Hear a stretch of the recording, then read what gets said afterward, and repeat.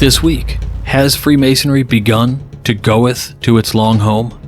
In a new piece by Worshipful Brother John Ruark, the architect of the end of Freemasonry in 2040, was recently asked, what does the end of Freemasonry look like? Join us as we explore it. Then, a universal symbol recognized by all Masons, the all-seeing eye.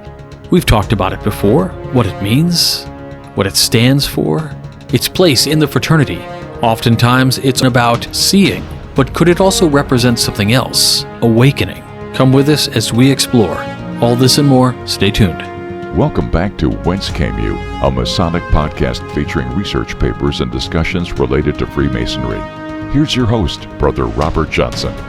Welcome back to the show. This is episode number 674. Since July of 2011, the Whence Came You podcast has been creating weekly Masonic education for anyone interested in Freemasonry and its kindred sciences. This is no small endeavor requiring hours of work each week on top of what we all have: work, kids, spouses, lodge, etc. On our website, wcypodcast.com, you can click support the show and see the various ways you can assist the WCY podcast in producing weekly Masonic education that you can trust. So, I'd like to thank our current contributors, fellows, producers, legacy partners, and all of our past donors as well. Thank you for all your support, and again, if you're out there and you're thinking about it, thanks for any considerations. In the news, I didn't get to publicize it too much, but I was able to present in my district recently. It was a lot of fun. A lodge, a very active and enthusiastic lodge, Milburn Lodge, had me out at their stated meeting, and it was a lot of fun. A great group of brothers, so I want to thank them. Things that are upcoming. June 7th, 2025, the San Antonio Esoteric Summit is happening. Actually, it's June 8th, I should say. No, June 7th. Yeah. June 7th it is happening, and there are a number of speakers. It is limited to just 50 attendees. And we've got great speakers: Jeff Bennett from Texas, Ben Williams from Colorado, Frank Zepp, Dirk Hughes, Michigan, myself, Rodney McGilvery, and TJ Brumfield. You can get tickets if you just go through our website, wcypodcast.com.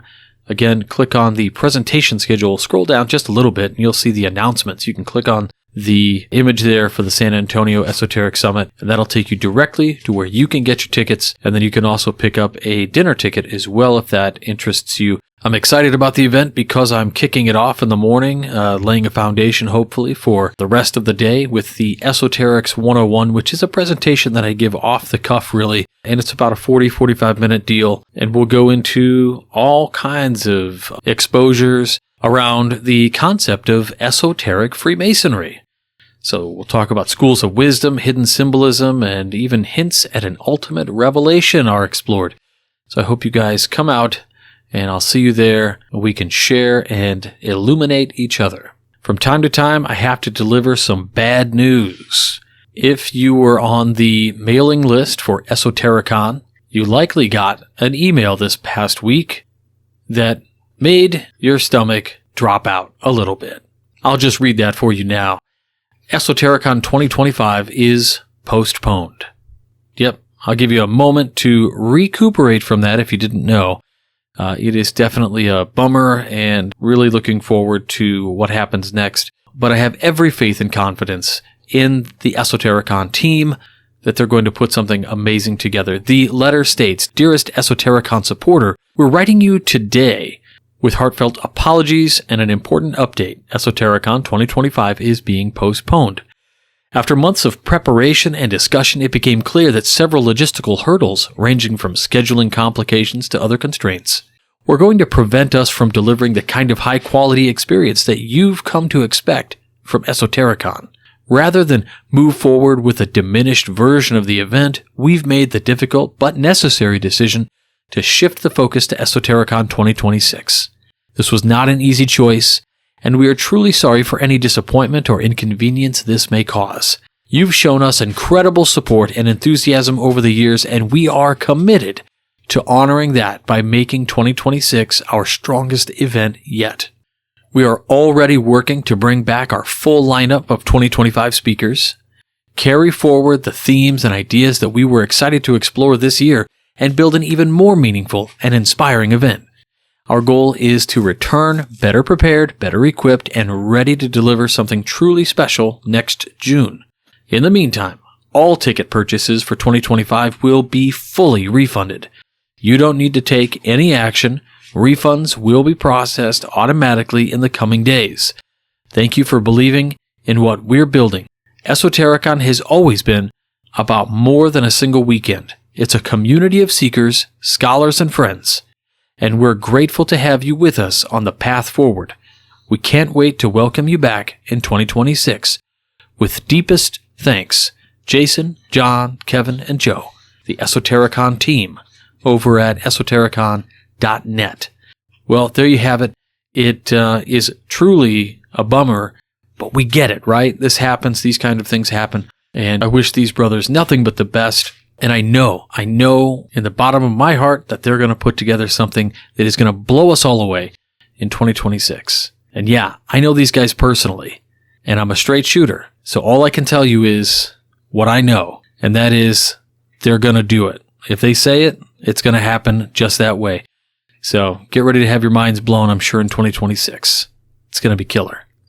Well, as usual, the first piece I'm going to read this week, I shouldn't say as usual, but in the latest trend of this show, I have been reading a somewhat hot take piece in the beginning of the show, and this week is no different. This week, Brother John Ruark wrote a piece for the Meet, Act, and Part blog, which many of you know is an effort by Darren A. Laners to explore all of the things that Midnight Freemasons did when he was the managing editor over there, but then expand the interests and topics to beyond just Freemasonry and symbolic lodge, which most of the content there was about.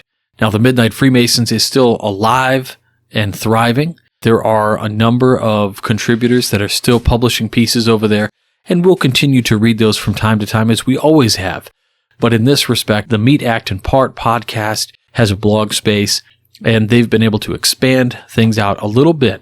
And sometimes with that comes the ability to be a little bit looser about what's able to be talked about and how it's talked about, meaning more op-eds, more perhaps fringe topics. But anyway, Brother John Ruark, I should say Worshipful John Ruark, gave me permission to read this, which went live on Meet, Act, and Part of the day of recording this. So, here we go.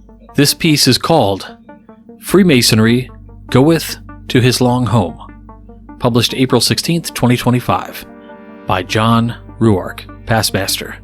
Most people know me as the data guy who forecasted the end of Freemasonry around the year 2040. A few days ago, someone reached out to me and asked, "What do you consider as the demise or end state of the fraternity? No more Masons or no more Grand Lodges? What does 2040 look like?" As someone who works professionally as a facilitator, I often lead groups through an exercise known as a premortem, a strategic tool where we imagine a future failure and then work backward to understand how it happened. It helps teams clarify risks, blind spots, and patterns that are often invisible in the present. I had never thought to apply that to my doomsday clock as well. I won't attempt to offer any solutions here, as the variety of solutions to quote-unquote save Masonry are context dependent, but instead will paint a somewhat depressing, but probably realistic view of what the decline will look like. 2025 to 2030. Signs of structural stress. By the mid-2020s, the reality of Freemasonry's long-anticipated decline becomes inescapable. In lodge after lodge, membership dwindles to a shadow of what it once was. The average age of a Mason climbs into the late 60s, and the flow of new initiates slows to a trickle. Many lodges find themselves unable to meet the legal or constitutional requirements to function. The quiet closing of lodge doors becomes a regular occurrence. In response, Grand Lodges initiate sweeping reforms to maintain operational viability. Smaller lodges, especially in rural areas, are merged with each other, and then with larger urban counterparts for financial reasons. The process is often painful, resulting in the erasure of unique lodge cultures and traditions that had survived for generations. Members who once felt rooted in their communities find themselves adrift in unfamiliar settings, and ritual practices begin to flatten and lose their provincial flair. As the organizational landscape shifts, the financial picture darkens. Without enough dues-paying members to support infrastructure, lodges begin selling off their properties. Some Masonic temples, rich in history and architectural beauty, are sold to developers or repurposed as commercial venues. The proceeds keep the lights on a little longer for Grand Lodges, but each sale feels like another nail in the coffin. This is not shocking for anyone who has been reading about the white elephants that old lodge buildings are to lodges today. Meanwhile, the quality of Masonic ritual declines sharply. With few experienced ritualists and little mentoring, ceremonies become abbreviated or clumsy. The stalwarts who kept the ritual alive are now gone. Lodges that once served as philosophical sanctuaries begin to feel more like aging social clubs, where newer members never gain access to the deeper layers of meaning. Grand Lodges have to decide if ritual perfection is worth the cost of membership. Public engagement, too, all but disappears. Gone are the days of community parades, open houses, and holy and widely publicized charitable events. Freemasonry fades from the public consciousness, and its already mysterious image becomes one of irrelevance rather than intrigue and anachronism in today's modern era. 2030 to 2035. Institutional collapse accelerates. As the 2030s begin, the collapse picks up speed, or even accelerates. Local lodges close en masse. Some are given dignified farewells, others quietly go dark without ceremony. Entire Masonic districts vanish within months. Remaining members, many of them elderly, are encouraged to affiliate with surviving lodges. But geographic and emotional distances make this transition difficult. Grand Lodges themselves begin to falter. The financial instability becomes untenable, with revenue nearly gone and operating costs unchanged. Some state and national Grand Lodges declare bankruptcy. Staff are let go, publications cease, and charitable arms are dissolved. A few Grand Lodges seek to merge with neighboring jurisdictions, but even that becomes an act of desperation rather than strategy. With closures come disputes. Legal battles over the ownership of temples, charities, and other Masonic assets break out. Egos reign in the wars to keep the last scraps of the right of ownership of certain degrees and rituals. Some would rather die holding an obscure title than see it consolidated into a national body. In cases where documentation is incomplete or contradictory, former members, creditors, and local authorities all stake claims. Some properties are repossessed, others are mired in litigation for years. Grand Lodges scramble to retain legal counsel just to stay afloat. The Masonic temples that once stood as monuments to civic pride and spiritual pursuit are reborn under new identities. Some become luxury condos, others morph into bars, theaters, or co-working spaces. A few lucky buildings, particularly those with historical designation, are preserved and converted into museums or cultural centers. For many former Masons, these transformations stir a mix of grief and resignation. Amidst the chaos, a quiet movement begins to form among historians and academics. Recognizing that the end may be near, they launch initiatives to preserve the legacy of Freemasonry. Rituals are recorded, archives are digitized, and oral histories are compiled. Universities and libraries begin to house collections that tell the story of a fraternity that once shaped much of the civic and philosophical life of the Western world. 2035 to 2040. Cultural fossilization and rebirth in fragments. By the mid to late 2030s, the institutional framework of Freemasonry is effectively gone. Most Grand Lodges are defunct, existing only to manage a few residual assets or maintain minimal legal compliance and keep 501c10 recognition. Interjurisdictional communication ceases and Masonic conferences become relics of the past. The diplomatic governance that once maintained uniformity and connection collapses completely.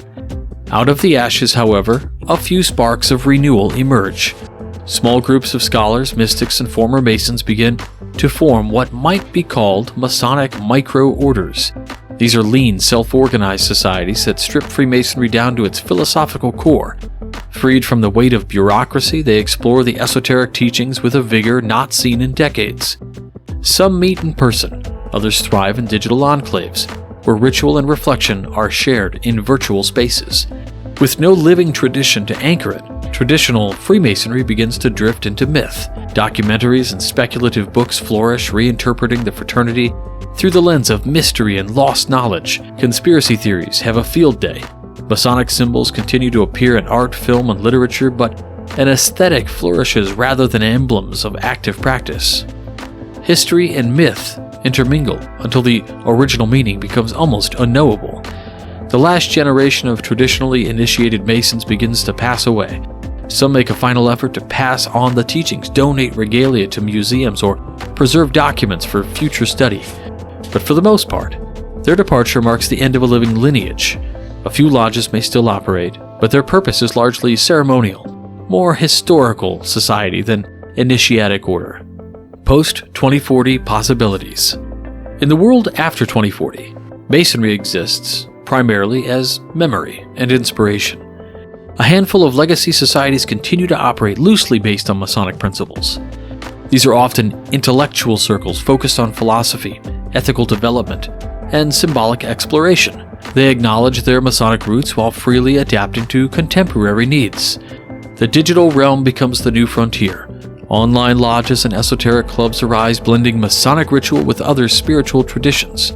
Virtual reality temples, encrypted forums, and live-streamed ritual and lectures become the norm. These spaces are often experimental, sometimes chaotic, but they preserve a spark of the old craft's quest for light. Former Masonic temples, now museums or even event spaces, serve as time capsules. Visitors can explore exhibits, attend lectures, and interact with immersive experiences that bring Masonic history to life. These institutions ensure that a memory of Freemasonry continues even if its practice does not. And still, the influence lingers. From courthouse steps to civic rituals, from literary symbolism to the cornerstone of public buildings, echoes of Freemasonry remain embedded in our culture. The fraternity may no longer thrive as a living institution, but its imprint is indelible, a legacy etched in stone, story, and spirit. No attempt to predict the future is perfect. This narrative is an attempt to guess what will realistically happen, as the support structure of traditional Freemasonry is no longer able or necessary to continue with the way it operates today. As with most of my predictions, I encourage the reader to prove me wrong. I want to see the tradition and legacy of Freemasonry live on for generations. Nothing would make me happier than to see this prediction be a laughingstock at a lodge event 50 years from now. Until then, we can hope and wait, or we can rise to grow the organization to what we wish it to be. The choice is yours. John T. Ruark is a past master of the Patriot Lodge No. 1957 in Fairfax, Virginia, and a member of several other appendant bodies. His Masonic interests lean toward the philosophical and esoteric. In addition, John is the founder and co-host of the Masonic Roundtable podcast. When not at Lodge, John is a project manager, AI engineer, and agile and innovation coach for various public and private endeavors. Well, there you go, John Ruark, with the future of Freemasonry. So when I read this, I thought, wow, this is sort of stark and paired well with a piece that we read either last week or the week before by Mark St. Cyr, when he said, hey, we're not dying like the writing's on the wall, we're already dying like it's happening now. And I think what Brother John Ruark brings to the table when he starts this off in the 2025 to 2030 signs of structural stress, we're seeing all this right now already. Like, if you don't think this is coming, I don't know where you've been, because it's already happening. But as he points out at the end, there's lights at the tunnel. Of course, he says, prove me wrong. We have to rise to the challenge of membership and all of these things. Sure. But you know what? The picture that he paints in the post-2040 possibilities and the 2035 to 2040 cultural fossilization and rebirth and fragments, I'm all about it. The rebirth and fragments to me means the essence will live on. The best parts of Masonry will continue to exist, and perhaps they'll exist in the ways that they were supposed to continue to exist. Small groups. Anyway, loved the piece. Kudos to John. Epic. Loved it as always. I need you to write more stuff, John. Keep it going. The next piece I have for you this week is coming from universalfreemasonry.org, and it's by illustrious Pamela McDowne, 33rd degree, and it was published on January 15th, 2025. a great piece called The Masonic Eye of Awakening. How can the eye of vision be awakened in this spiritual man? I've always loved the opening scene of the movie Contact. The universe morphs into the eye of the main character Ellie. It is a powerful visual metaphor representing the vastness of the cosmos and our place within it, signifying that from a cosmic perspective, we are incredibly small and precious, much like a single point of focus within an immense expanse. This scene took my breath away for a brief moment. As long as there has been religion, the eyes have held symbolic importance.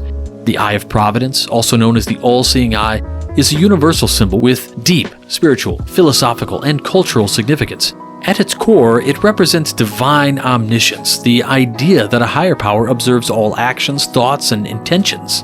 Found in many traditions and contexts, the symbol is often depicted as a single eye, with a triangle or surrounded by rays of light emphasizing its connection to enlightenment, truth, and higher understanding. In Freemasonry, it is a beautiful representation of the watchful care of the great architect who is omniscient, omnipotent, and omnipresent. Most importantly, behind all the ideas of eyes lies the concept of seeing, of a seeing one, looking on at the created whole. The all-seeing eye has unfortunately lost some of its original spiritual potency nowadays. It has become quite a compromised symbol, either bringing to mind a sinister Illuminati elite reigning from the shadows, or other baseless conspiracy theories. I hope to restore some of its pure esoteric importance in this short article. What does it mean to truly see? Is seeing merely a physical process, or does it involve perception, understanding, and interpretation? On the Masonic path, who is the seeing one? 3 levels of seeing. Alice Bailey, a prominent esoteric thinker and universal Freemason, explored the deeper spiritual meanings of the eye as a symbol, identifying 3 distinct levels of sight: the Eye of Providence, or Shiva, the Eye of Vision, the Soul, and the 2 physical eyes, the eyes that knows. Each level represents a progressively deeper engagement with reality, moving from material perception to divine understanding. These stages could be illustrated as different rungs of Jacob's ladder where we see a wider perspective the higher we climb. The Eye of Providence, often associated with Shiva in Eastern traditions, represents the highest form of spiritual sight. It is the all-seeing, omnipotent eye that perceives the totality of existence, past, present, future, beyond time and space. This eye symbolizes divine will, purpose, and the universal intelligence that governs creation. It is a reminder of humanity's connection to the greater cosmic order, encouraging the individual to align their life with this higher vision of unity and purpose. The Eye of Vision, or the soul's eye, bridges the material and the divine. It is the eye of intuition and inner wisdom, enabling the seeker to discern spiritual truths and higher ideals. This is the level where spiritual insight grows, allowing the individual to see beyond surface appearances and recognize the essence of things. The Eye of Vision awakens the ability to perceive the interconnectedness of all life, encouraging the development of compassion, understanding, and the pursuit of enlightenment. Finally, the 2 physical eyes are the eyes that see and interpret the external world. Alice Bailey calls them the eye that knows. While these eyes are vital for navigating the material plane, their perception is limited to physical forms and phenomena. Alice Bailey suggests that reliance solely on these eyes can confine the individual to a narrow view of reality, emphasizing separation and duality. However, when guided by the Eye of Vision, the physical eyes can serve as instruments of greater understanding, helping to manifest spiritual truths in the physical world. In addition, there is further significance to the meaning of the right and left eye found in the writings of the Secret Doctrine.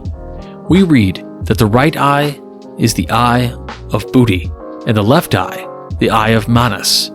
And these are the eyes of the high-grade integrated personality in rapport with the soul. Theosophical writings also suggest that the third eye of the mythical Cyclops of a previous root race will re-emerge as an organ of higher vision capable of supersensory powers. But first, the intellect of humanity has to unfold until such a time as it is no longer the dominant guiding power and the inner vision or intuition from the higher planes of Buddhi is reawakened. The intellect must be experienced before it can be transcended. The right and left eyes are interpreted in terms of duality, drawing connections to the ancient Egyptian mythology of the left eye of Horus and the right eye of Ra, which were symbols of the moon and sun. How to awaken the eye of vision. Most Masonic scholars agree that the all-seeing eye teaches us that a divine force observes and guides the building of the inner temple within, aligning our works to divine law. However, to the initiate, it is also a symbol of inner illumination and higher wisdom achieved through intense spiritual work. What does that spiritual work entail? How can the eye of vision be awakened in the Freemason?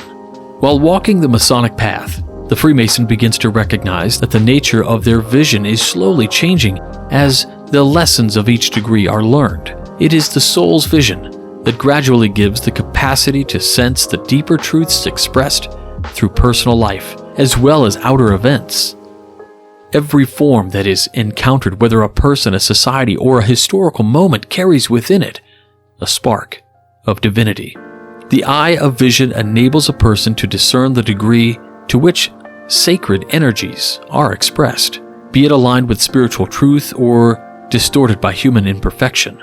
Thus, the all-seeing eye calls all of us to cultivate the profound ability to truly see, not merely to perceive the surface, but to recognize the essence of what lies beyond appearances, whether it be an election or a war or social injustice. To see in this way requires a blending of discernment, intuition, and a willingness to connect with the deeper truths behind the veils of form. The eye of vision is known by initiates and healers to be related to the Anja, crown, and Alta, major energetic chakras in the head. Higher vision develops from the interconnection of these three centers to form a great triangular lens of spiritual function. The number 3 has from time immemorial represented divinity, closely relating to the 3 pillars of Freemasonry and also to the 3 essential emanations of creation: the thought, the world, and the act. In closing, during the process of awakening, the Mason becomes the seeing one and begins to sense the qualities and energies underlying the forms witnessed in our outer world. For example, as expressed so beautifully in the opening scene of the movie Contact, the practice of looking into another's eyes can become a sacred act, a glimpse into the soul of a person's infinite depth. The iris, with its intricate patterns and colors, serves as a microcosm of the universe, mirroring the beauty of galaxies, nebula, and star systems. This cosmic reflection reminds us that we are not separate from the grand design of creation. Within our very being lies a connection to the stars, the elements, and the divine story that we each embody. With your eye, what are you seeing? What are you not seeing? Quote, "Deep in the tree, between the root and the flowers, the eye again is seen. The eye that knows, the eye that sees, the directing eye, one made of fire, one fluid as the sea, and 2 which look from here to there, fire, water, and the earth. All need the vital air. The air is life. The air is God." End quote. An Esoteric Formula by Alice Bailey. A couple of things within this. Loved the philosophical examination of this. And I think if you read for yourself again, or you can re-listen to it, the How to Awaken the Eye of Vision, remember that what is being said is a philosophical analogy of what can be represented, of what is representing other things within your own consciousness. And so this is not so woo-woo. It's legitimate psychology. I would love to thank the illustrious Pamela McDowne, 33rd Degree, for her writing of this. I thought it was a great write-up, and I enjoyed the quote. So I'd love to know your thoughts about the all-seeing eye. If you've got something to say that perhaps we've not explored before, or your own theories, post them up in the Facebook group or in the comment section of anywhere this podcast is posted. Anyway, that's it for this week. I want to thank you all for coming with me on this journey I hope you learned something. I know I did. I always do.